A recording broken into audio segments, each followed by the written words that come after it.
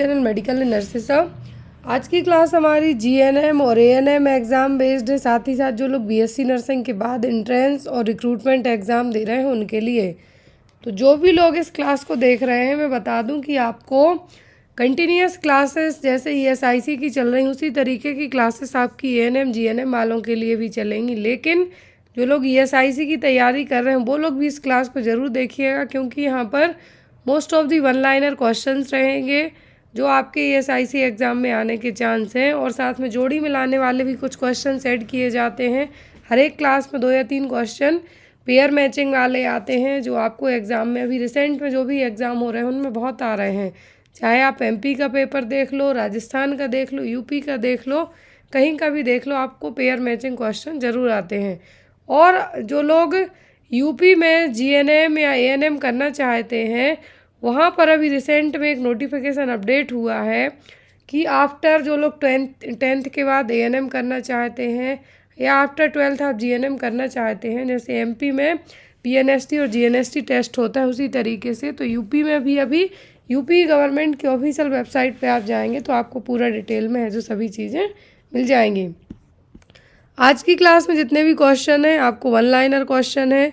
और जो लोग यदि दोनों क्लासेस देख रहे हैं, मैं बता दूं, चाहे जो लोग ए वाली क्लास को ज्वाइन किए हों या इवनिंग में आज से जो होगी उसको देखेंगे।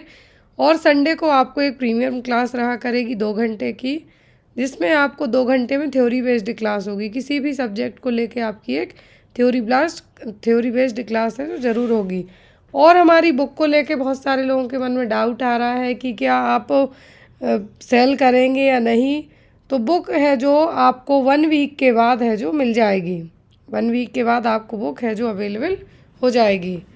मैक्सिमम टाइम मैंने कहा है आपको 1 वीक, आफ्टर 1 वीक आपको बुक है जो अवेलेबल हो जाएगी। तो यहाँ पर फर्स्ट क्वेश्चन ऐड किया गया है, वो ये रहा आपको, MTP act does not allow termination of pregnancy after. जो medical termination of pregnancy act है, ये कितने हफ्तों की प्रेगनेंसी के बाद है जो टर्मिनेट प्रेगनेंसी को आप है जो टर्मिनेट नहीं कर सकते हैं। जो एमटीपी एक्ट है उसके अकॉर्डिंग 30 वीक्स, 20 वीक्स, 24 वीक्स या फिर 28 वीक्स, कितने हफ्तों की प्रेगनेंसी का है। तो जो medical termination of pregnancy act है इसमें ओनली 20 वीक्स है। कितना? 20 वीक्स है। लेकिन इसका यदि अमेंडमेंट एक्ट जो एमटीपी एक्ट का 2021 में आया था, उसके अकॉर्डिंग जो एक स्पेसिफिक कंडीशन में 24 वीक तक की प्रेगनेंसी को भी टर्मिनेट किया जा सकता है। तो याद रखना है कि इंडिया में अबॉर्शन है जो कुछ सरकमस्टेंसेस में, मतलब कुछ ऐसी घटनाएं हो जाएं या बच्चे की जान को खतरा हो या माँ की जान को रिस्क हो, तब अबॉर्शन करवाया जा सकता है, लेकिन 20 वीक तक। लेकिन कुछ एक्सेप्शनल केस में, जैसे रेप का केस हो गया, या फिर माँ मेंटली अनस्टेबल है, या बच्चे जो अपकमिंग होने वाला बेबी है उसको कुछ जो कंजेनाइटल डिफेक्ट डायग्नोस हो गया है, तो इस तरीके से उस केस में कुछ जो एक्स्ट्रा गायनेकोलॉजिस्ट हैं, एक्स्ट्रा मेडिकल ऑफिसर, उनकी परमिशन के साथ प्रेगनेंसी को टर्मिनेट किया जा सकता है। और एमटीपी एक्ट आया कब था? 1971 में। इसमें कुछ चेंजेस लाने के लिए जो एमटीपी एक्ट तो 1971 में आया, लेकिन इसका अमेंडमेंट एक्ट है जो कि 2021 में लाया गया था। और इसके तहत इसमें जो एमटीपी एक्ट 1971 था, इसमें ओनली मैरिड कपल्स है, जो मैरिड कपल का यदि कॉन्ट्रासेप्टिव फेलियर हो गया है, प्रेगनेंसी नहीं चाहते हैं, तो वो यहाँ पे इंक्लूडेड थे। लेकिन जब 2021 में अमेंडमेंट एक्ट आया तो यहाँ पर जो लोग कुंवारे हैं, मतलब जिनकी शादी नहीं हुई है, अनमैरिड वुमेन है, वो भी इसमें कवर कर ली गई थी। जेस्टेशनल एज की लिमिट की बात करें हम, तो एमटीपी एक्ट में 1971 वाले में 20 वीक बस था, कुछ मतलब सभी इंडिकेशन को मिला के। लेकिन जो अमेंडमेंट एक्ट था इसमें रेप सर्वाइवर को 24 वीक, या फिर कुछ फीटल एबनॉर्मलिटीज़ हैं तो उनको 24 वीक की प्रेगनेंसी के बाद भी टर्मिनेट करने की परमिशन दी जा सकती है। और यहाँ पर एक चीज़ और है कि जो यदि प्रेगनेंसी में हम अर्ली प्रेगनेंसी की अलग अलग जो कंडीशन होती हैं, यदि 1 मंथ की प्रेगनेंसी को टर्मिनेट करना है तो अलग मेथड्स होती हैं। 2-3 मंथ की हो जाए तो अलग है, DNC के थ्रू टर्मिनेट किया जाएगा। वैसे ही यहाँ पर भी यदि जब जो 12 हफ्ते तक की प्रेगनेंसी हो तो एक रजिस्टर्ड मेडिकल प्रैक्टिशनर बस अबॉर्शन करवा सकता है। लेकिन 20 हफ्ते से ज़्यादा की प्रेगनेंसी, 20 हफ्ते तक की हो जाए तो 2 RMPs की ज़रूरत पड़ेगी। अगला क्वेश्चन है यहाँ पर, under MCH programme iron folic acid tablet to be given daily to mothers. तो जो यहाँ पर MCH प्रोग्राम है इसके तहत आयरन फॉलिक एसिड दी जाती है, कितनी दी जाती है, डोज कितना होता है इसका। ऑप्शन है यहाँ पे आपको 60 mg iron plus 500 mcg folic acid, 100 mg iron plus 500 mcg folic acid, 60 mg iron plus 100 mcg folic acid, या फिर 100 mg आयरन और 100 mcg फॉलिक एसिड। कितना अमाउंट है जो यहाँ पे दिया जाएगा आयरन फॉलिक एसिड टैबलेट का, जो मैटरनल चाइल्ड हेल्थ प्रोग्राम है उसके तहत।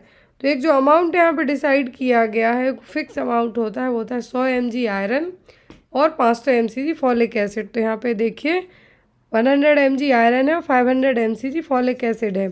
और जो यहाँ पर MCH सर्विसेज हैं इसमें कंपोनेंट्स क्या होते हैं, मैटरनल हेल्थ मतलब जो माँ है उसकी हेल्थ के साथ साथ फैमिली प्लानिंग सर्विसेज भी प्रोवाइड करवाई जाएंगी, चाइल्ड हेल्थ भी यहाँ पे इंक्लूडेड रहेगा, स्कूल हेल्थ इंक्लूड होगी, हैंडीकेप्ड बच्चे होंगे यहाँ पे इसमें इंक्लूडेड, इन चिल्ड्रंस की जो कि डे केयर सेंटर्स में रहते हैं या फिर उन मैटरनल और चाइल्ड हेल्थ सर्विसेज उनको प्रोवाइड कराई जाएंगी, जो कि एक प्राइमरी हेल्थ केयर का पार्ट भी है। तो यहाँ पर MCH सर्विसेज के क्या हैं, तो जो MCH सर्विसेज हैं किस किस को दी जाती है, मतलब फैमिली मैटरनल मतलब मदर हो गई, और जो मैटरनल चाइल्ड हेल्थ केयर मतलब माँ बच्चे दोनों को दी जाने वाली केयर, तो यहाँ पर ये सब इसमें इंक्लूडेड रहेंगे।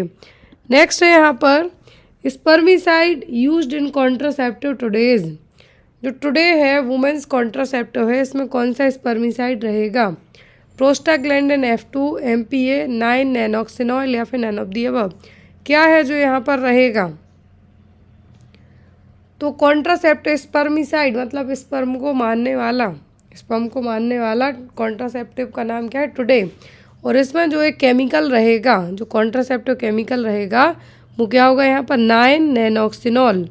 9 नैनोक्सिनॉल जो यहाँ पर today contraceptive vaginal contraceptive sponge है, जो यहाँ पर एक सॉफ्ट डिस्पोजेबल पॉलीयूरेथेन फॉर्म में रहेगा, स्पंज है एक तरीके का, जिसमें 1000 mg नॉनॉक्सिनाइल 9 रहेगा, जो स्पर्म के कांटेक्ट में आते ही उनको मारने का काम करेगा, और इसको वेजाइना में इंसर्ट किया जाएगा, और ये ओनली एक बार में 24 आवर के लिए यूज़ किया जा सकता है, आफ्टर दैट इसको रिमूव किया जाता है। एक तरीके का क्या है, स्पंज है। Next one, age independent anthropometric measures of malnutrition. Age independent anthropometric malnutrition के लिए क्या होगा, मतलब किस एज से पता करेंगे कि जो एंथ्रोपोमेट्रिक मेजरमेंट में होता क्या है, हाइट चेक की जाएगी, चेस्ट सरकमफेरेंस चेक होगा, वेट चेक होगा, MUAC होगा, बच्चे का हेड सरकमफेरेंस, चेस्ट, लंबाई, उम्र, वजन सब मेज़र होगा। लेकिन यहाँ पर एक एज इंडिपेंडेंट एंथ्रोपोमेट्रिक मेजरमेंट है माल न्यूट्रिशन के लिए, तो chest circumference, head circumference, weight for age ये ठीक है। लेकिन MUAC यहाँ पर एंथ्रोपोमेट्रिक मेजरमेंट की बात की गई। MUAC जो माल न्यूट्रिशन वाला बच्चा है, माल न्यूट्रिशन वाले बच्चे में होता क्या है कि जो मिड अपर आर्म सरकमफेरेंस है बहुत कम रहेगा, 11 से भी कम जाएगा। 11 जो एक नॉर्मल कैटेगरी में आता है, जो ग्रीन बैंड रहेगा, येलो मतलब माइल्ड में है, और जब रेड कलर का बैंड शो करे मतलब बच्चा क्या है, सीवियरली माल नरिश्ड है। जो आपने साके टेप पढ़ा है उसी साके टेप से MUAC चेक किया जाएगा। और यहाँ पर एज इंडिपेंडेंट पूछा है, एज इंडिपेंडेंट है माल न्यूट्रिशन को, तो क्या MUAC mid upper arm circumference. Next is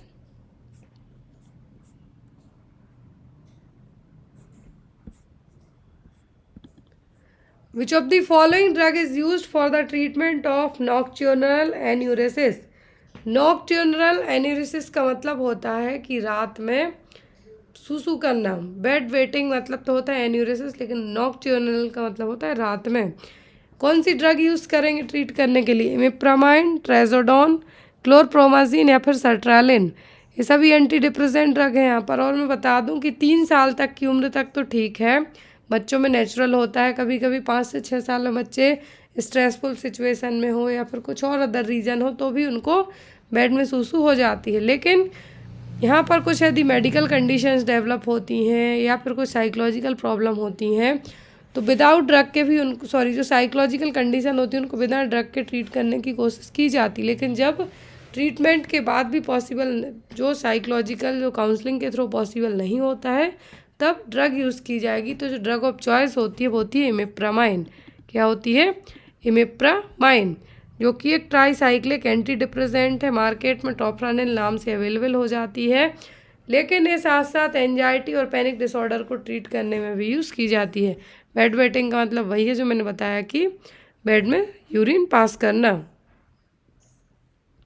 next है यहाँ पर Reed Sternberg cells in nodes are found in. तो रीड स्टर्नबर्ग सेल्स नोड्स हैं किस में पाए जाएंगे? ल्यूकेमिया की कंडीशन में, हॉकिंस लिम्फोमा में, नॉन हॉकिंस लिम्फोमा में या फिर मल्टीपल माइलोमा में। किस केस में रीड स्टर्नबर्ग सेल्स नोड्स हैं जो देखने को मिलेंगे? Leukaemia, Hawkins lymphoma, non Hawkins या फिर मल्टीपल माइलोमा। तो जो रीड स्टर्नबर्ग सेल्स होती हैं पर्टिकुलर टाइप की सेल्स होंगी जिनको हम क्या कहते हैं? लेक्यूनार हिस्टियोसाइट्स। लेक्यूनार हिस्टियोसाइट्स जो कि एक अलग तरीके की सेल्स हैं जिनको रीड स्टर्नबर्ग सेल्स कहा जाता है, जो कि एक जायंट मतलब बहुत बड़े फॉर्म की सेल्स रहेंगी और हॉकिंस लिम्फोमा में पाई जाएंगी। और बी लिम्फोसाइट का ही ड्राइव्ड फॉर्म रहेंगी, मतलब कि जब किसी भी मरीज को लिम्फोमा होगा तो लिम्फोसाइट्स ही सबसे पहले अफेक्ट होती हैं। तो यहाँ पर क्या है, ये जो बी लिम्फोसाइट्स होती हैं उन्हीं का एक दूसरा पार्ट है। तो जो रीड स्टर्नबर्ग सेल्स नोड है या फिर लेक्यूनार हिस्टियोसाइट्स हैं किस में पाए जाएंगे? हॉकिंस लिम्फोमा में। किया जाता है एग्जाम में आपको आ सकता है। अबगार स्कोर कितनी बार चेक करेंगे? आप 2 बार चेक करेंगे। अब यहाँ पर अबगार स्कोर में जब हम इसको 2 बार चेक करते हैं तो यहाँ पर यदि स्कोरिंग 4 to 6 आ जाती है, न्यूबॉर्न बेबी में अबगार स्कोर 4 to 6 है, दैट मीन्स क्या है? सीवियर डिप्रेशन है, मॉडरेट डिप्रेशन है, एक्सीलेंट कंडीशन में है बच्चा, या फिर नो डिप्रेशन है। क्या है? यदि अबगार स्कोर 4 to 6 आता है इसका मतलब क्या होगा? तो यदि अबगार स्कोर 4 से 6 है, कितना है? अबगार स्कोर 4 to 6 है, दैट मीन्स बच्चा क्या है? मॉडरेटली डिप्रेस्ड है। क्या है? मॉडरेटली डिप्रेस्ड है। यहाँ पर आप तय कैसे करेंगे कि ये मॉडरेटली डिप्रेस हो गए? देखिए यहाँ पर अबगार स्कोर में क्या क्या चेक किया जाता है? अबगार स्कोर में टोटल 5 पॉइंट्स चेक किए जाते हैं। एक्टिविटी मतलब मसल टोन, पल्स, ग्राइमेसी, अपीयरेंस और रेस्पिरेशन। अब यहाँ पर 2 पॉइंट दिए जा रहे हैं सभी में मिला के, यदि एक्टिविटी में 2, पल्स में 2, ग्राइमेसी, अपीयरेंस, रेस्पिरेशन, तो मैक्सिमम पॉइंटिंग कितनी होती है? 10। कितनी होती है मैक्सिमम पॉइंटिंग? 10 होती है। तो यदि आफ्टर डिलीवरी के तुरंत बाद बच्चा एक्टिव मूवमेंट कर रहा, हाथ पैर छटपटा रहा है, पल्स भी उसकी 100 से ज़्यादा है, ओवर 100 है, ग्राइमेसी मतलब रिफ्लेक्स भी छींक रहा, खांस रहा है, तो वो भी यहाँ पर 2 नंबर दिए जाएंगे। स्किन का कलर पिंक कलर का बेबी है, मतलब बच्चा बिल्कुल हेल्दी है। रेस्पिरेशन कैसे पता चलेगा? बच्चा होते ही साथ अच्छे रोना स्टार्ट कर दे, तो इसीलिए कहा जाता है कि जैसे ही बच्चे पैदा होते हैं रो रहे हैं मतलब बच्चा क्या है? ठीक है। यदि जब रोते नहीं है होते ही साथ तब प्रॉब्लम वाली कंडीशन होती है। तो यहाँ पर यदि स्कोरिंग कितनी हो जाए? 8, 7 और 8 के बीच में है, मतलब बच्चा ओके है। लेकिन यदि बच्चे की जो यहाँ पर अभी पॉइंटिंग एक्टिविटी मान लीजिए एब्सेंट है, पल्स भी एब्सेंट है, ग्राइमेसी मतलब बच्चा ना छींक रहा ना खांस रहा, बिल्कुल बस देख बस रहा है, और कलर भी ब्लू या फिर पेल है और रेस्पिरेशन एब्सेंट है, तब यहाँ पे 0 पॉइंट दिए जाएंगे। यदि 1 पॉइंट दिया जा रहा है और 2 दिए जा रहे हैं तो डिपेंड करता है बच्चे की कंडीशन पर। तो यहाँ पर 3 चीज़ें याद रखनी है आपको।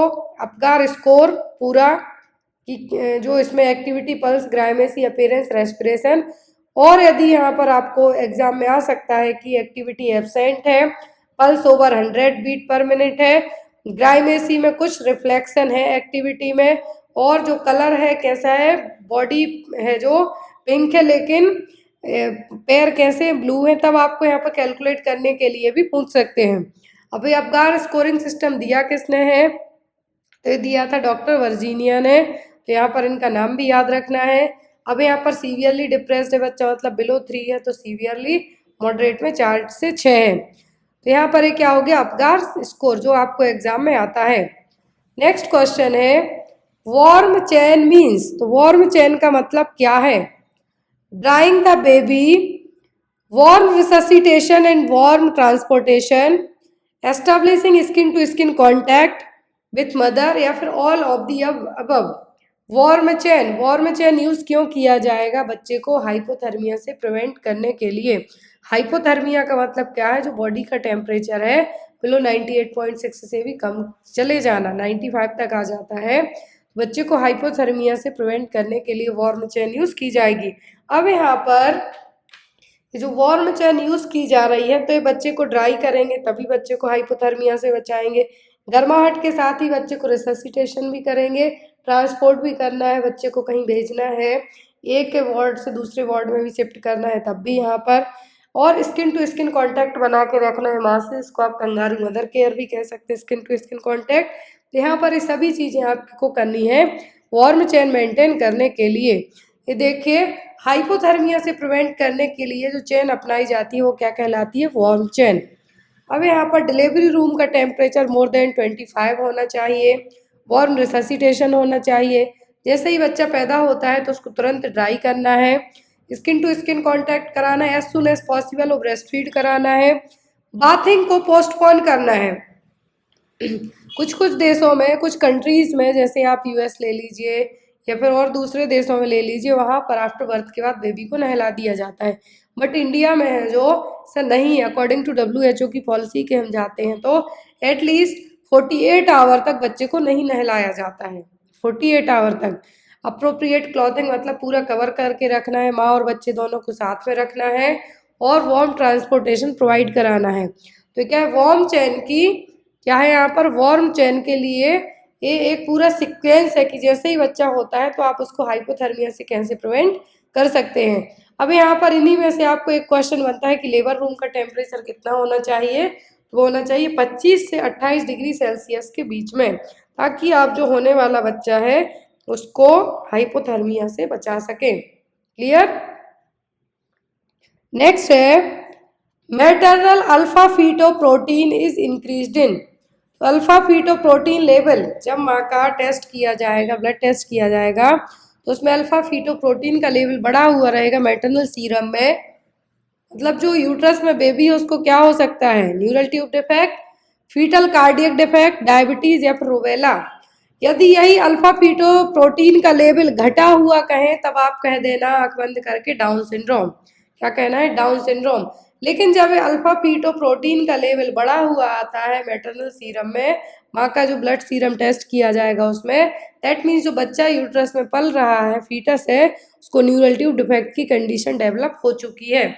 तो यहाँ पर इसीलिए जो 5th मंथ में करवाई जाती है क्या? Anomaly scanning. इसी एनोमली स्कैनिंग इसीलिए कराई जाती है कि बच्चे को कोई डिफेक्ट तो डेवलप नहीं हो रहा है, कुछ हाथ पैर प्रॉपर बने हैं या नहीं, सभी चीज़ों के लिए कराई जाती है क्या? Anomaly scanning. तो यहाँ पर मैटरनल अल्फा फीटोप्रोटीन किस केस में बढ़ा हुआ रहेगा? न्यूरल ट्यूब डिफेक्ट में। नेक्स्ट वन, विटामिन के administered at birth in newborn for. Vitamin के का इंजेक्शन दिया जाता है न्यूबॉर्न बेबी में at the time of birth. क्यों दिया जाता है? Prevent from infection, increase immunity, prevent excessive bleeding, correct congenital defect. Vitamin के का इंजेक्शन दिया जाता है न्यूबॉर्न बेबीज के लिए, किसको? ब्लीडिंग को प्रिवेंट करने के लिए। क्योंकि जो अब बच्चा पैदा होता है उसमें आरबीसी का डिस्ट्रक्शन बहुत फास्ट तरीके से होता है, फास्ट तरीके से आरबीसी का डिस्ट्रक्शन होगा, और उसकी बॉडी में पर्याप्त विटामिन के भी नहीं होगा कि यदि उसका क्योंकि जो आपके गट्स में जो बैक्टीरिया होते हैं वो उस टाइम पे नहीं होंगे। यूट्रस जब बच्चा है तो उस टाइम पे उसकी बॉडी में कहाँ से बैक्टीरिया बनेंगे? विटामिन के सिंथेसाइजेशन के लिए जो फ्लोरल बैक्टीरिया ज़रूरी होते हैं, तो यहाँ पर बैक्टीरिया ही नहीं रहेंगे तो बच्चा विटामिन के कैसे बनाएगा?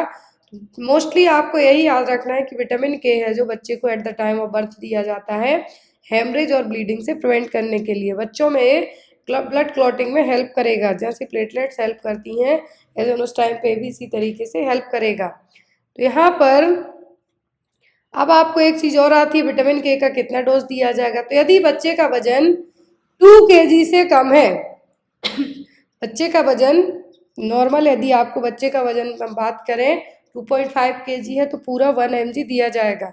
लेकिन यदि वजन कम है तब हाफ उसी डोज को हाफ करके बच्चे को दिया जाएगा इंट्रामस्कुलर रूट से वास्टस लैटरलिस मसल्स में। नेक्स्ट क्वेश्चन है, what is the synonyms of clotting factor? Clotting factor का सिनोनिम्स कौन सा है? क्रिस्मस फैक्टर, फाइब्रिनोजन, कैल्शियम या फिर प्रोथ्रोम्बिन? क्या होगा यहाँ पर? जो क्रिस्मस फैक्टर है, सॉरी क्लॉटिंग फैक्टर है, इसका सिनोनिम्स होगा क्या? प्रोथ्रोम्बिन। क्या होगा? Prothrombin. Next one is, a nurse is caring for a patient with swine flu.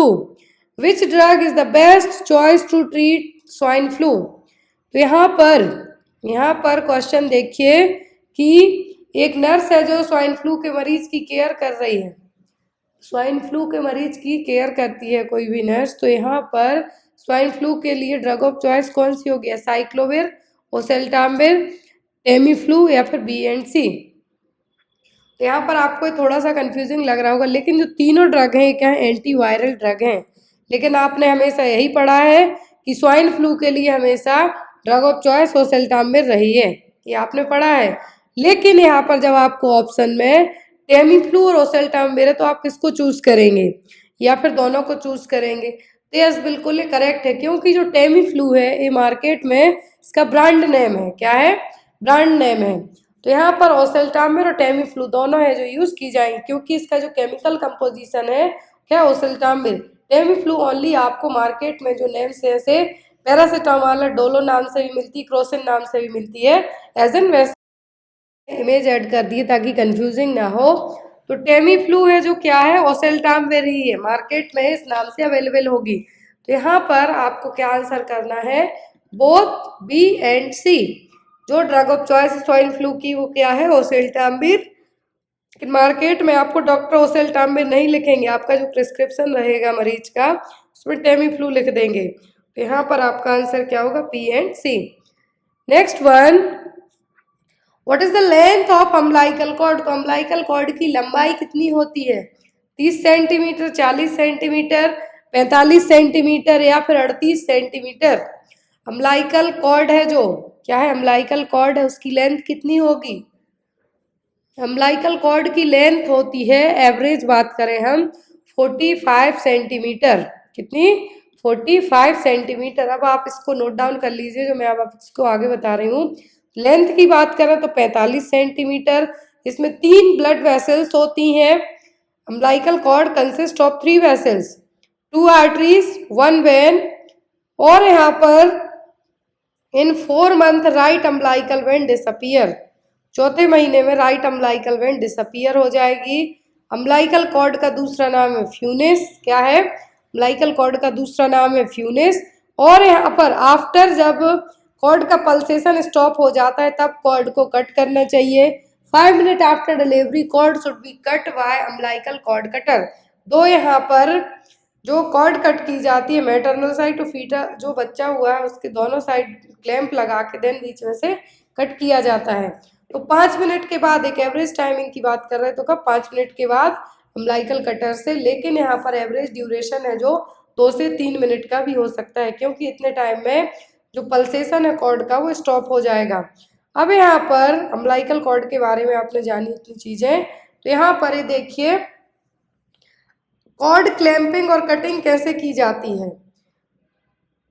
तो यहाँ पर 1 से 3 मिनट तक आपको वेट करना है क्लैंप करने के लिए भी, क्योंकि जो मैटरनल ब्लड है वो बेबी हुआ है उसमें चला जाए, ताकि बच्चे को भी एनीमिया की कंडीशन से आप बचा सकते हैं। अब 2 यहाँ पर कंडीशन होती हैं। 80 से 100 ml ब्लड की सप्लाई हो जाती है न्यूबॉर्न बेबी में, और ये क्या करेगी? एनीमिया से प्रिवेंट करने का काम करेगी बच्चे के लिए।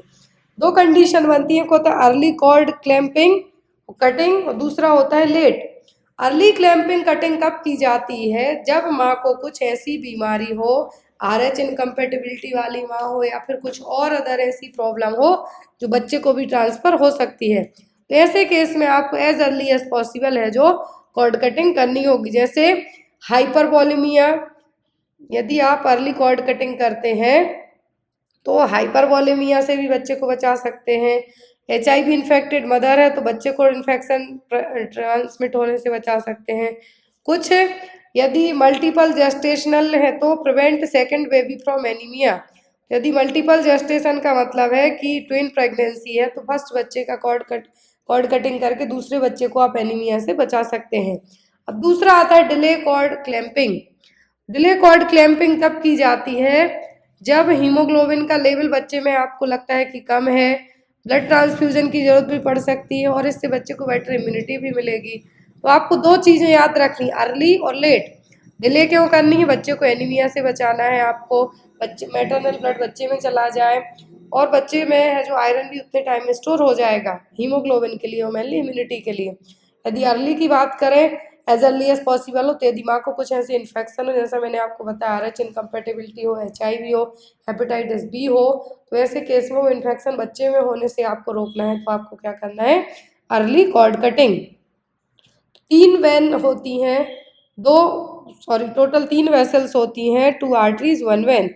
आर्टरी कैरी करती हैं डीऑक्सीजनेटेड वेन और जबकि जो अम्लाइकल वेन है ऑक्सीजनेटेड ब्लड को कैरी करेगी, प्लेसेंटा से बच्चे को लेके जाएगी, और जो आर्टरी है जो डीऑक्सीजनेटेड ब्लड है वो बच्चे से कैरी करके प्लेसेंटा तक लेके जाएंगी जहाँ पर गैसों का एक्सचेंज होगा।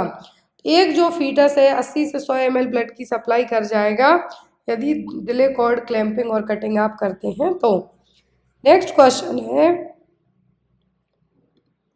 Which kind of pelvis is ideal pelvis for pregnancy. तो प्रेगनेंसी के लिए एक आइडियल पेल्विस कौन सी होगी?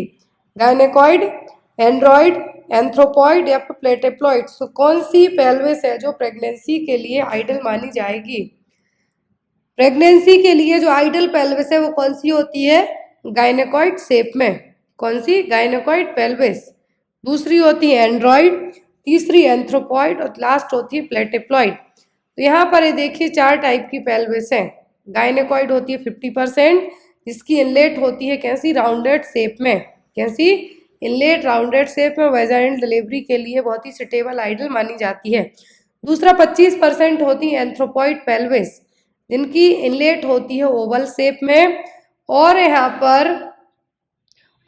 पर जो डिलीवरी होती है वो फेस टू प्यूबिस पे होगी, मतलब नॉन रोटेशन देखने को मिलेगा यहाँ पर। तो इस तरीके की पेल्विस में एंड्रॉइड ट्रायंगुलर और हार्ट शेप इनकी इनलेट रहेगी। एग्जाम में आपको आता है ट्रायंगुलर और हार्ट शेप इनलेट किस में होती है? एंड्रॉइड पेल्विस में। और यहाँ पर पेरिनियल इंजरीज है जो होने के चांसेस रहेंगे, डिलेड डिलीवरी भी हो सकती है। प्लेटेप्लॉइड जो कि रेयर पाई जाती है, ट्रांसवर्सली ओवल रहेगी और यहाँ पर वेजाइनल डिलीवरी के लिए सुटेबल पेल्विस नहीं है। क्लियर? तो यहाँ पे आपको मेनली याद रखना है कि जो most suitable female pelvic shape है वो क्या है? गायनेकॉइड, जिसमें round pelvic inlet and shallow pelvic cavity रहेगी विद शॉर्ट इस्चियल स्पाइन के साथ में। अभी आपको मैंने कल जो एक पेपर सॉल्व कराया था उसमें एंथ्रोपॉइड पेल्विस का जो इनलेट पूछा था, अब आपको हो सकता है अपकमिंग एग्जाम में गायनेकॉइड का पूछे इनलेट राउंडेड शेप, एंथ्रोपॉइड का ओवल शेप, एंड्रॉइड का हार्ट शेप या फिर ट्रायंगुलर, और ट्रांसवर्सली ओवल होगा किसका? प्लेटेप्लॉइड का। नेक्स्ट क्वेश्चन है, how many type of sutures are in fetal skull. Fetal skull में कितने टाइप के सूचर्स रहेंगे? फ्रंटल, कोरोनल, लैम्डॉइड या फिर all of the above. Fetal skull में सूचर्स की बात की जा रही है। फीटल स्कल में जो सूचर्स होंगे, फ्रंटल भी होगा, कोरोनल भी होगा, लैम्डॉइडल भी होगा और सजाइटल भी होगा। यहाँ पे इस इमेज से आप देखिए, फ्रंटल सूचर होते हैं 2 फ्रंटल बोन्स के बीच में। कहाँ पर? 2 फ्रंटल बोन्स के बीच में जो सूचर है वो क्या है? Frontal suture. कोरोनल सूचर देखिए आप, कोरोनल होता है एक फ्रंटल और पैराइटल बोन के बीच में। कहाँ पर? बिटवीन फ्रंटल और पैराइटल बोन। फिर आपका आता है लैम्डॉइडल सूचर। क्या है? लैम्डॉइडल सूचर, जो कि लैम्डा शेप में ही दिखाई देता है। इसमें 2 पैराइटल, एक इस तरफ से और एक इस तरफ से, और एक पीछे की जो ऑक्सीपिटल बोन है वो यहाँ पे जुड़ेगी, तो ये क्या कहलाता है? लैम्डॉइडल सूचर। सजाइटल सूचर, ये जो बीच में आप देख रहे हैं यहाँ पर 2 पैराइटल बोन्स जुड़ेंगी। याद रखना है फीटल स्कल के सूचर तो वो है फ्रंटल, कोरोनल, लैम्डॉइडल, सजाइटल। फ्रंटल मतलब 2 फ्रंटल बोन्स के लिए, सूचर्स का मतलब जहाँ पर 2 बोन्स आके जुड़ेंगी वो एरिया है। कोरोनल फ्रंटल और पैराइटल बोन्स के बीच में, लेम्डोइडल 2 पैराइटल और एक ऑक्सीपिटल बॉन्ड के बीच में, सेजाइटल 2 पैराइटल बॉन्ड्स के बीच में रहने वाला सूचर है। नेक्स्ट यहाँ पे क्वेश्चन देखिए, how many parts of the fetal skull, तो फीटल स्कल के कितने पार्ट होते हैं? वॉल्ट ऑफ द क्रेनियम और रूफ, फेस, बेस या फिर ऑल ऑफ दी अबव, कितने पार्ट होते हैं फीटल स्कल के? तो फीटल स्कल के ये सभी पार्ट हैं। वॉल्ट है मतलब वॉल्ट ऑफ द क्रेनियम जिसको आप रूफ कह सकते हैं, फेस, बेस, यहाँ पर ये सभी हैं। देखिए वॉल्ट की जो बोन होती हैं 7 है, 2 फ्रंटल, 2 पैराइटल, 2 टेम्पोरल और एक ऑक्सीपिटल बोन। ये देखिए वॉल्ट मतलब है पूरा क्रेनियम वाला पार्ट, फेस मतलब आगे का, बेस मतलब नीचे तरफ का। तो यहाँ पर वॉल्ट में जो बोन होती हैं कितनी होती हैं? 7, जिसमें 2 फ्रंटल, 2 पैराइटल, 2 टेम्पोरल और एक ऑक्सीपिटल बोन। 2 फ्रंटल बोन है, क्या है? 2 फ्रंटल बोन है, ये 8 साल की उम्र तक क्या हो जाएंगी? फ्यूज होके एक हड्डी में कन्वर्ट हो जाएंगी। तो आपके आगे जो फोरहेड है यहाँ पर, ये बोन बचपन में तो 2 रहेंगी, सूचर से जुड़ी हुई होंगी, लेकिन ये फ्यूजन होगा इनका, 2 से 1 हो जाएगी। कब तक? 8 साल की उम्र तक। नेक्स्ट यहाँ पे देखिए आप, ये सेम एज वही इमेज है जो आपने अभी देखी, और 2 पैराइटल बॉन्स है, इनमें भी ओसिफिकेशन देखने को मिलेगा। क्या देखने को? ओसिफिकेशन का मतलब 2 से 1 होना। फिर एक ऑक्सीपिटल बॉन है जो कि बैक ऑफ द स्कल और पार्ट्स ऑफ इट्स बेस, तो बेस का पार्ट है और यहाँ पर प्रेजेंट रहेगी। नेक्स्ट क्वेश्चन है, what do you mean by fontanelle, तो फॉन्टेनेल का मतलब क्या है? Space between 2 or more bones join together, space between 2 or more sutures joining, ligament join या फिर ऑल ऑफ दी अबव। जहाँ पर 2 बोन्स का ज्वाइन होता है वो कहलाते हैं ज्वाइंट और जोड़, लेकिन यहाँ पर फॉन्टेनेल की बात की जा रही है, जहाँ पर 2 या 2 से ज़्यादा सूचर्स आके ज्वाइन होंगे, मिलेंगे, वो कहलाते हैं फॉन्टेनेल। देखिए sutures and fontanelles help the fetal skull to mould during the process of delivery. तो यहाँ पर आपने देखा होगा बच्चे की जो बोन्स होती हैं 300 से ज़्यादा होती हैं at the time of birth, लेकिन एडल्ट में 206 हड्डियाँ होती हैं। कितनी? एडल्ट में 206 बोन्स होंगी, तो इनमें फ्यूजन होने लगता है जब 300 प्लस ज़्यादा बोन्स होती हैं बच्चे में। तो यहाँ पर जो सूचर्स और फॉन्टेनल क्या करेंगे? डिलीवरी के टाइम पर मोल्डिंग का मतलब है यहाँ पर थोड़ा सिकुड़ने का काम भी कर सकते हैं सूचर्स और फॉन्टेनल। तो यहाँ पर वही है, सूचर्स और फॉन्टेनल क्या हेल्प करेंगे? स्कल को मोल्ड करने में हेल्प करेंगे ताकि प्रोसेस ऑफ डिलीवरी के टाइम पर हेड इजीली बाहर आ जाए। फॉन्टेनल मेम्ब्रेन फिल्ड स्पेस है जो कि एक सूचर्स के यहाँ पे आके मिलेंगे, एंटीरियर फॉन्टेनल और ब्रैगमा, पोस्टीरियर फॉन्टेनल और लैम्डा। एग्जाम में आपको आता है। तो पोस्टीरियर फॉन्टेनल जनरली है जो 1.5 मंथ में क्लोज हो जाते हैं एज कम्पेयर टू एंटीरियर के। एंटीरियर 12 से 18 महीने की एज में क्लोज होते हैं, डायमंड शेप के होंगे। और जो एंटीरियर फॉन्टेनल है, फॉन्टेनल का मतलब क्या है? जहाँ पर सूचर्स आके मिलते हैं वो एरिया है फॉन्टेनल। अब एंटीरियर फॉन्टेनल के यहाँ पर सेजाइटल, कोरोनल और फ्रंटल सूचर आके मिलेंगे। पोस्टीरियर में सेजाइटल सूचर, 2 लेम्डोइडल सूचर आके मिलेंगे, और जो कि एंटीरियर से छोटा हो गए। देखिए posterior fontanelle and anterior fontanelle, ये वाला हिस्सा आगे का एंटीरियर, पीछे वाला पोस्टीरियर। एग्जाम में आपको या तो इनका जो हम ये कह सकते हैं ऑसिफिकेशन है कब होता है, मतलब 2 से 1 हो जाते हैं, तो फॉन्टेनल्स एंटीरियर वाले हो जाते हैं 1.5 ईयर में, और जबकि पोस्टीरियर है जो 6 से 8 वीक या फिर 1.5 महीने तक आप कह सकते हैं। Next one, crowning occurs in which stage of labour, crowning कौन सी स्टेज में देखने को मिलेगी? First stage of labour, second stage of labour, third stage of labour या फिर फोर्थ स्टेज ऑफ लेबर में क्राउनिंग है जो कौन सी स्टेज में देखने को मिलेगी? क्राउनिंग देखने को मिलेगी सेकेंड स्टेज ऑफ लेबर में। अब यहाँ पे आपको एग्जाम में एक क्वेश्चन आता है कार्डिनल मूवमेंट, क्या है? Cardinal movement of labour. तो यहाँ पर एक सीरीज होती है, क्या है? एक सीरीज होती है मैकेनिज्म ऑफ लेबर के लिए। क्राइटेरिया की हम बात करें, क्राइटेरिया का मतलब है यहाँ पर कौन कौन सी चीज़ें ऐसी ज़रूरी हैं जिसके कारण only vaginal delivery, normal delivery ही हो सकती है, और यदि इनके अलावा कुछ भी जो कंडीशन डेवलप होती है तो ऐसे केस में नॉर्मल वेजाइनल डिलीवरी नहीं हो पाती। तो यहाँ पर यदि हम मैकेनिज्म ऑफ लेबर की बात करें तो सबसे पहली चीज़ होती है क्या, कि क्या क्या क्राइटेरिया रहने चाहिए, मतलब क्या क्या ऐसी जो बच्चे का प्रेजेंटेशन है वो कैसा होना चाहिए, और यहाँ पर बच्चे के लिए वेट पे भी डिपेंड करता है, बच्चे का प्रेजेंटिंग पार्ट है वो भी डिपेंड करता है, लाई क्या है, बच्चा ट्रांसवर्स है कि लॉन्गिट्यूडनल है, ये सभी चीज़ें डिपेंड करेंगी। उसके बाद आता है आपका कार्डिनल मूवमेंट। यहाँ पर तो क्वेश्चन में था कि आपको क्या है, क्राउनिंग कौन सी स्टेज में होती है, तो सेकंड स्टेज में। पहले हम बात करेंगे क्राइटेरिया की कि क्या क्या क्राइटेरिया होंगे। तो यहाँ पर क्राइटेरिया का जो पहला बच्चा क्या है, लॉन्गिट्यूडनल लाई हो, मतलब पैर ऊपर की तरफ सिर नीचे की तरफ है, जो एक लाई एक होता है ट्रांसवर्स, बच्चा पूरा अपोजिट रहेगा एब्डोमिनल गर्थ में, लेकिन यहाँ पर लॉन्गिट्यूडनल लाई हो। प्रेजेंटेशन से पहले को मतलब प्रेजेंटिंग पार्ट हेड है जो सबसे नीचे हो, पोजीशन हो, एटीट्यूड गुड फ्लेक्शन में हो, डिनोमिनेटर ऑक्सीपिट हो, और presenting part posterior part of anterior parietal bone के साथ हो। तब ऐसे केस में जो मैकेनिज्म ऑफ लेबर है, जो कार्डिनल मूवमेंट है नॉर्मल वेजाइनल डिलीवरी के, वो यहाँ पे काम करेंगे।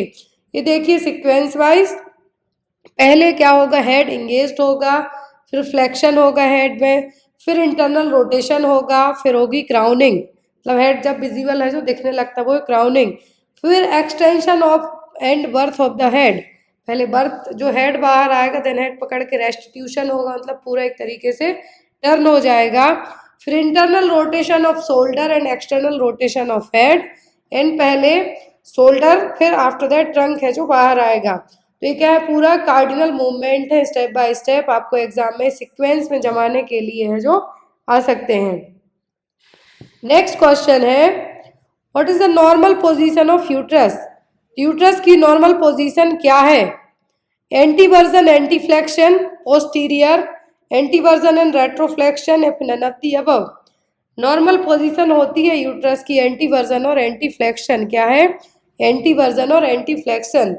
तो यहाँ पर एंटीवर्जन और एंटी फ्लेक्शन में क्या है, एंटीवर्जन में जो एंगल बनता है, एक जो एंगल बनेगा long axis of the vagina के, यहाँ पर जो एंगल बनेगा वो 90 डिग्री का बनेगा, ये पोजीशन कहलाती है एंटीवर्जन। लेकिन जब यही angle long axis of the cervix से बनेगा, कहाँ से, सर्विक्स से, जो वेजाइना से बनता है, तो ये 90 डिग्री के एंगल पर बनेगा और ये कहलाएगा एंटीवर्जन।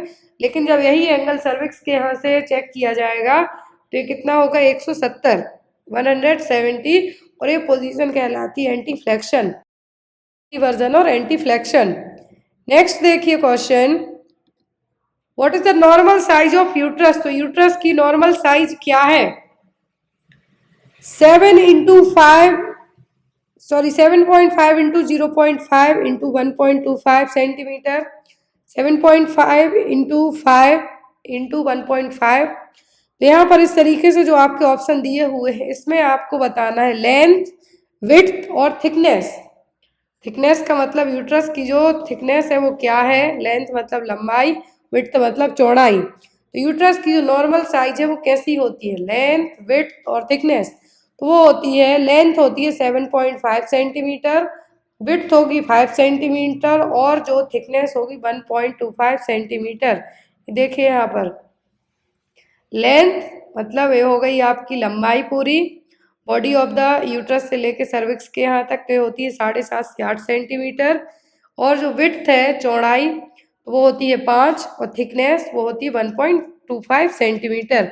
एक नॉर्मल नॉन प्रेग्नेंट स्टेट में यूट्रस का वजन भी पूछे तो वो होता है 60 ग्राम, कितना, 60 ग्राम, और प्रेगनेंसी में 1000 से 1100 ग्राम तक पहुंच जाएगा। अगला क्वेश्चन है, what is the meaning of parturition. तो पार्चुरेशन का मतलब क्या है, labour, delivery, both A and B, या फिर एपीएच। पार्चुरेशन, पार्चुरेशन का मतलब है प्रोसेस जिसमें बच्चे को जन्म दिया जाता है और इसमें लेबर और डिलीवरी दोनों इंक्लूडेड रहेंगे। चाइल्ड बर्थ, पार्चुरेशन का मतलब होता है चाइल्ड बर्थ। तो यहाँ पर लेबर और डिलीवरी दोनों कंबाइंड में क्या कहलाएंगे, पार्चुरेशन। APH का मतलब होता है antepartum haemorrhage. Before viability stage के पहले जो ब्लीडिंग होना स्टार्ट हो जाए, पेन आना स्टार्ट हो जाए, वो क्या कहलाता है? Antepartum haemorrhage. नेक्स्ट क्वेश्चन है what is the term weight of uterus. तो यूट्रस जो टर्म वेट की बात की जा रही, मतलब 37 वीक की प्रेगनेंसी है यदि, तो यूट्रस का वजन कितना होगा? 700 ग्राम, 900 ग्राम, 60 ग्राम या फिर 600 ग्राम। तो यदि हम बात करते हैं टर्म यूट्रस की, टर्म यूट्रस का मतलब है 37 वीक की प्रेगनेंसी में यूट्रस का वजन है वो कितना होगा? वो होता है 900 ग्राम से लेके 1100 ग्राम तक पहुंच जाता है, लेकिन एक एवरेज बात करें हम 900 टू 1000 ग्राम तक। नॉन प्रेग्नेंट स्टेज में होता है कितना? यहाँ पर याद रखना है, नॉन प्रेग्नेंट स्टेज में कितना होगा? 60 ग्राम तक, 50 से 80 ग्राम माना जाता है, लेकिन एग्जाम पर्पज से आपको 60 ग्राम याद रखना है। और ये क्या है? टर्म। टर्म का मतलब है कि 37 वीक्स ऑफ जेस्टेशन में जो वजन है यूट्रस का वो कितना होगा? 900 ग्राम। अगला क्वेश्चन है the connection between umbilical vein and inferior vena cava in the fetal life is known as. जो कनेक्शन है अम्बिलिकल वेन और इंफीरियर वेना केवा के बीच में फीटल लाइफ में क्या कहलाता है? Pulmonary artery, umbilical artery, ductus venosus या फिर डक्टस आर्टरियोसस। क्या कहलाएगा? कनेक्शन अम्बिलिकल वेन और इंफीरियर वेना केवा के बीच में फीटल लाइफ में, तो ये कहलाता है क्या? Ductus venosus. क्या है ये? Ductus venosus. अभी देखिए यहाँ पर और कनेक्शन भी है कि जो डक्टस विनोसस है वो हाईएस्ट कंसंट्रेशन होता है, क्योंकि यही ऑक्सीजन और ब्लड की सप्लाई करेगा, ऑक्सीजनेटेड ब्लड की। प्लेसेंटा जहाँ पर गैसों का आदान प्रदान होता है। टर्म प्लेसेंटा के वजन की बात करें हम तो 500 ग्राम तक होता है, 1/6 ऑफ द बेबी वेट के होता है। आर्टरीज जो कि डीऑक्सीजनेटेड ब्लड को कैरी करती हैं फीटस से प्लेसेंटा तक। Umbilical when oxygenated blood carry करेंगी प्लेसेंटा से फीटस तक। फोरामेन ओवल लेफ्ट एट्रियम और राइट एट्रियम के बीच का कनेक्शन है। जब कहते हैं कि दिल में छेद है तो यही जो कनेक्शन है क्लोज नहीं हो पाता और इसको कह दिया जाता है दिल में छेद है। डक्टस विनोसस अम्बिलिकल वेन है जो क्या होगी? अम्बिलिकल वेन आफ्टर द, जो क्लोजिंग की बात करें हम तो आफ्टर द बर्थ के बाद जो फीटल लाइफ में क्या बनेगा? एक कनेक्शन बनेगा अम्बिलिकल वेन और इंफीरियर वेना का फीटल लाइफ में, कहलाता है डक्टस विनोसस। आर्टरियोसस में जो आर्टरीज और आओर्टा, पल्मोनरी आर्टरी टू आओर्टा के बीच में जो कनेक्शन बनेगा आर्टरीज का वो कहलाता है ductus arteriosus. Next one, amniotic fluid is which kind of nature. तो एमनियोटिक फ्लूइड का नेचर क्या है? एल्कलाइन है, एसिडिक है, बेसिक है कि नन ऑफ द अबव है। पीएच वैल्यू की बात करें हम तो इसी के हिसाब से आप जो एक आइडिया लगा सकते हैं एल्कलाइन है, एसिडिक है, बेसिक है। तो जो 0 से 14 तक की स्केल रेंज होती है, 7 तक जाती है रेंज, मतलब क्या है? 7 तक यदि रेंज जाती है तो क्या है? एल्कलाइन है, और अबव 7 जाती है तो एसिडिक है। तो एमनियोटिक फ्लूइड का नेचर होता है एल्कलाइन नेचर का। क्लियर कॉन्साइज कलर में हो गए। तो यहाँ पर एमनियोटिक फ्लूइड कैसा होगा? ये होगा एल्कलाइन नेचर। स्पेसिफिक ग्रेविटी होती है 1.010 तक। Next one, Grey Turner sign and Cullen sign of. तो ग्रे टर्नर साइन और कुलिन साइन किस में देखने को मिलेंगे? जिंजिवाइटिस में, पैंक्रेटाइटिस में, हेपेटाइटिस में या फिर ब्लिफराइटिस में। ये सभी कंडीशन एग्जाम में आती हैं। तो यहाँ पर है क्या? Grey Turner sign. क्या है? ग्रे टर्नर साइन और कुलिन साइन, ये दोनों देखने को मिलते हैं पैंक्रेटाइटिस में। जब पैंक्रियाज में इन्फेक्शन और इन्फ्लामेशन होता है तब ये साइन देखने को मिलेंगे। तो यहाँ पर ये देखिए ग्रे टर्नर साइन। क्या है? ग्रे टर्नर साइन और कुलिन साइन। तो ग्रे टर्नर साइन है इंट्रा एब्डोमिनल जो एरिया है वहां पर यदि कुछ इन्फेक्शन होता है तो डिस्कलरेशन देखने को मिलेगा। कहाँ पर? इकोमाइसिस या प्रेब्डोमिनल गर्थ के यहाँ पर। तो ये क्या है? Turner, Grey Turner sign, grey colour का होगा इसलिए। Cullen sign periumbilical ecchymosis, मतलब अम्बिलिकल एरिया के नीचे की तरफ है जो नेक्रोटाइजिंग पैंक्रेटाइटिस के कारण हो सकता है या फिर कुछ अदर रीजन से। तो यहाँ पर ये क्या कहलाएगा? कुलिन साइन। और ये दोनों किसके क्लासिकल साइन है? पैंक्रेटाइटिस के। अगला क्वेश्चन है which of the following response is expected in a mother when the baby is sucking the breast. तो यहाँ पर कौन सा रिस्पॉन्स है जो आप एक्सपेक्ट करेंगे जब बच्चा माँ के ब्रेस्ट को सक करेगा, चूसेगा तब? Increase of hypothalamic response, increase of oxytocin, increase of adrenaline, या फिर ऑल ऑफ दी अबव? क्या है यहाँ पर जो बताएगा कि जो कौन सा रिस्पॉन्स होगा, माँ की बॉडी रिएक्ट करेगी जब बच्चा सक करेगा, तो वो ऑक्सीटोसिन लेवल का बढ़ना, इंक्रीज होना।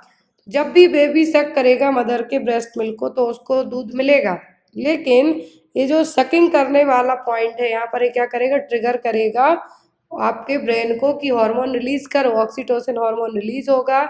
ऑक्सीटोसिन हार्मोन ही क्या करता है, जो यहाँ पर इजेक्ट करने का, क्योंकि प्रोलैक्टिन अपना काम करेगा कि डक्ट तक मिल्क बनाने का, लेकिन जब ऑक्सीटोसिन क्या करेगा, इस जो मिल्क बना हुआ है उसको इजेक्ट करने का काम करेगा, तो यहाँ पर ऑक्सीटोसिन का लेवल बढ़ेगा। Next is puberty onset in girls start with, तो लड़कियों में जो प्यूबर्टी है किस एज में स्टार्ट होती है, सॉरी जो साइन है वो क्या है? Growth spurt, menarche, growth spurt, menarche, menopause, thelarche and growth of pubic hair. Onset of puberty की बात की जा रही है, तो प्यूबर्टी में यहाँ पर क्या होगा, थैलार्ची भी देखने को मिलेगी। थैलार्ची का मतलब है ब्रेस्ट बड का डेवलपमेंट होना, प्यूबिक हेयर का आना, तो ये दोनों चीज़ें देखने को मिलेंगी। तो यहाँ पर थैलार्ची में क्या है, फिजिकल मैचुरेशन भी होगा, और यहाँ पर जब यदि प्यूबर्टी पूछते हैं तो क्या है, थैलार्ची और ग्रोथ ऑफ प्यूबिक हेयर। लेकिन यदि मिनार्ची पूछे तो फर्स्ट पीरियड्स का आना क्या कहलाएगा, मिनार्ची। और यहाँ पर नाउअडेज 12 ईयर्स के बाद ही पीरियड्स आना स्टार्ट हो जाते हैं गर्ल्स में। अगला क्वेश्चन है, तो यहाँ पर ये देखिए 10 से 14 साल गर्ल्स के लिए और बॉयज में 12 से 16 साल तक। Next one, what is the objective of the जन औषधि बाल मित्र प्रोग्राम? तो यहाँ पर क्या एम है जन औषधि बाल मित्र प्रोग्राम का? Educate children on PMBJP, provide subsidised medicine to children, provide subsidised medicine to pregnant women, या प्रमोट इन्वेस्टमेंट इन PMBJP। तो यहाँ पर क्या है, जन औषधि बाल मित्र प्रोग्राम का एम क्या है, जन औषधि बाल मित्र प्रोग्राम, इसका जो मेन एम है वो क्या है, वो होगा यहाँ पर educate children on PMBJP। Jan Aushadhi दिवस जो वीक सेलिब्रेट किया गया था, तो इसके जो टाइम पर 15 लोकेशन पर, इंडिया के 15 लोकेशन पर जन औषधि बाल मित्र प्रोग्राम लाया गया था। बाल मित्र का मतलब है बच्चे, इनमें क्या था, बच्चों को एंगेज किया गया था प्रधानमंत्री भारतीय जन औषधि परियोजना के तहत। तो यहाँ पर एजुकेशन के लिए है, किसके लिए, एजुकेशन चिल्ड्रन ऑन प्रधानमंत्री बाल जन औषधि प्रोग्राम और परियोजना। नेक्स्ट क्वेश्चन है,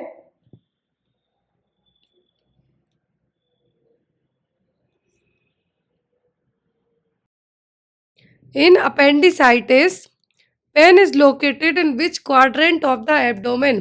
अपेंडिसाइटिस, अपेंडिसाइटिस का मतलब क्या होता है, लार्ज इंटेस्टाइन का ही एक पार्ट होता है अपेंडिक्स, जो कि यूजफुल नहीं होता है, लेकिन जब इसमें कुछ इन्फेक्शन हो जाए या इन्फ्लामेशन हो जाए तो इसको कहा जाता है अपेंडिसाइटिस। और इसके कारण जो एक्यूट सीवियर पेन होता है वो असहनीय होता है, बियरेबल नहीं रहेगा। तो इसमें जो पेन होगा अपेंडिसाइटिस में कौन से क्वाड्रेंट में होगा एब्डोमेन के, left lower, right lower, left upper, या फिर राइट लोअर, कौन से क्वाड्रेंट में अपेंडिसाइटिस का पेन है जो आपको फील होगा? तो वो होता है राइट लोअर क्वाड्रेंट में, जो मैकबर्नी पॉइंट होता है वहां पर। 2/3 वे फ्रॉम अम्बलाइकस, क्या है, 2/3 वे फ्रॉम अम्बलाइकस, जो यहाँ पर एंटीरियर सुपीरियर इलियक स्पाइन है, इसके पास में जो अम्बलाइकस एरिया से लेके यहाँ पे कहा गया है 2/3 पार्ट में, राइट लोअर क्वाड्रेंट में, और ये पॉइंट कहलाता है मैकबर्नी पॉइंट। क्या है, मैकबर्नी पॉइंट, जो कि यहाँ पर एक डिस्टेंस दी गई है right anterior superior iliac spine के यहाँ से। तो अपेंडिसाइटिस का जो पेन है इसके लिए जो पॉइंट यूज किया है वो क्या कहलाता है, मैकबर्नी पॉइंट और मैकबर्नी टेंडरनेस। अपेंडिसाइटिस के कारण जो सबसे कॉमन कॉम्प्लिकेशन डेवलप होता है वो होता है परफोरेशन। मतलब अपेंडिसाइटिस का क्या, अपेंडिक्स का यदि इन्फेक्शन इन्फ्लामेशन है, टाइम पर ट्रीटमेंट नहीं मिलता है तो ये वर्स्ट भी हो जाती है, और परफोरेशन करने के साथ साथ है जो पस भी रिलीज कर सकती है। नेक्स्ट है यहाँ पर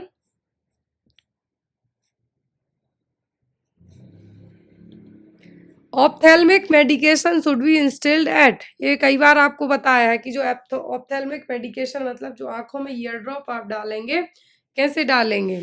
the cornea of the eye, lower conjunctival sac, upper conjunctival sac या फिर एज ऑफ द आई। तो हमेशा जब भी आंखों में मेडिकेशन इंस्टिल करते हैं या फिर क्लीनिंग की बात करें हम, तो इनर टू आउटर करेंगे, अंदर की तरफ से बाहर की तरफ करेंगे आप क्लीन। बाहर से अंदर की तरफ करेंगे, जो बाहर का इन्फेक्शन है वो आँख के अंदर जाएगा, और अंदर से बाहर की तरफ करेंगे तो जो आँखों के अंदर की गंदगी है वो कहाँ जाएगी, बाहर की तरफ जाएगी। तो एक यदि आपको पूछे क्लीनिंग के लिए, ये आइस क्लीनिंग के लिए, तो क्या करना है आपको, इनर टू आउटर कैंथस। लेकिन मेडिकेशन इंस्टिल करने की बात की जाए तो ये हमेशा इंस्टिल की जाती हैं लोअर कंजक्टिवल सैक में। ये आपको एग्जाम में पूछा जा सकता है इस तरीके से। यदि आँखों में इंस्टिल करना है तो लोअर कंजक्टिवल सैक में। यदि बच्चों में आपको जो ईयर मेडिकेशन इंस्टिल करने के लिए कहा जाए तो पहले आपको पिन्ना नीचे की तरफ खींचना है, फिर ऊपर की तरफ। ये बच्चों में 3 साल तक के। यदि बड़ों में या बच्चों में दोनों में आँखों में मेडिकेशन के लिए कहें तो क्या है, लोअर कंजक्टिवल सैक। अगला क्वेश्चन है, बहुत इंपॉर्टेंट क्वेश्चन है, एग्जाम में बहुत आता भी है ये। या तो BFHI का फुल फॉर्म पूछ लें, या लॉन्च पूछ लें, या किसके लिए है, या इसके जो 10 पॉइंट हैं वो क्या हैं, कुछ भी आ सकता है। तो क्वेश्चन है यहाँ पर, when was the BFHI launched. BFHI का मतलब होता है यहाँ पे, जो BFHI इसका मतलब होता है बेबी फ्रेंडली हॉस्पिटल इनिशिएटिव। क्या है, बेबी फ्रेंडली हॉस्पिटल इनिशिएटिव, जो कि लॉन्च हुआ था 1991 में, 1991 में, याद रखना है 1991 में। इसको WHO वर्ल्ड हेल्थ ऑर्गेनाइजेशन और यूनिसेफ ने मिलकर लॉन्च किया था। और यहाँ पर 1990 में तो डिक्लेरेशन मिला था, लेकिन 1991 में पूरे तरीके से लॉन्च हुआ था। इसका जो मेन एम था वो था ब्रेस्ट फीडिंग पॉलिसी को लेकर। क्या था, ब्रेस्ट फीडिंग पॉलिसी। इसका बेबी फ्रेंडली हॉस्पिटल का मेन एम तो यही था कि ब्रेस्ट फीडिंग को बढ़ावा देना। अगस्त मंथ में जो हम ब्रेस्ट फीडिंग वीक सेलिब्रेट करते हैं, ब्रेस्ट फीडिंग को बढ़ावा देने के लिए BFHI है जो पॉलिसी लाई गई थी। इसमें रिटर्न में पॉलिसी होनी चाहिए ब्रेस्ट फीडिंग को लेके। जितने भी हेल्थ केयर स्टाफ हैं उनको ट्रेनिंग दी जाती है इस पॉलिसी को इम्प्लीमेंट करने के लिए। प्रेग्नेंट मदर को जो ब्रेस्ट फीडिंग के क्या क्या फ़ायदे हैं, किस तरीके से आप मैनेज कर सकते हैं, वो बताया जाएगा। आफ्टर डिलीवरी के बाद विदिन 1 आवर के आपको अपने बच्चे को फीड कराना है, ब्रेस्ट फीड कराना है, उसके लिए भी इनिशिएट किया जाएगा। लैक्टेशन को कैसे मैनेज करके रखना है, किस तरीके से अपने बच्चे को फीड करानी है, वो सभी टेक्निक वगैरह इसमें क्या होंगी, यूज़ की जाती हैं। रूमिंग इन प्रैक्टिस भी इसी BFHI के अंदर है, मतलब 24 घंटे माँ और बच्चे को साथ में एक ही कमरे में रहने दें, जिससे माँ और बच्चे के बीच में एक अच्छा कनेक्शन भी होगा। तो ये थी ब्रेस्ट फीडिंग को लेके बेबी फ्रेंडली हॉस्पिटल इनिशिएटिव की पॉलिसी। अब एक क्वेश्चन आपके लिए जिसका आंसर आप लोग कमेंट बॉक्स में दीजिएगा। क्वेश्चन है यहाँ पर, AIDS in children is characterised by. यदि बच्चों में एड्स हो जाए, acquired immunodeficiency syndrome HIV virus के कारण हो जाता है, कौन से लक्षण देखने को मिलेंगे। Cryptococcus causing diarrhoea, rashes on extremities, कापोसी sarcoma या रिकरेंट कैंडिडियासिस सीन। मतलब जो कैंडिडियासिस है, मतलब एक फंगल इन्फेक्शन है। बच्चों में यदि एड्स होता है तो उसके क्या लक्षण होंगे, यहाँ पर यही पूछा है। तो इसका आंसर आप लोग कमेंट बॉक्स में देना। नेक्स्ट क्लास होगी उसमें इसका आंसर आपको दिया जाएगा। आई होप आपको आज की क्लास अच्छी लगी हो तो लाइक करना, अपने दोस्तों के साथ शेयर करना। ओनली प्लीज़ 1 वीक के लिए वेट कीजिए, हमारी बुक विदिन 1 वीक आपको अवेलेबल हो जाएगी। Thank you.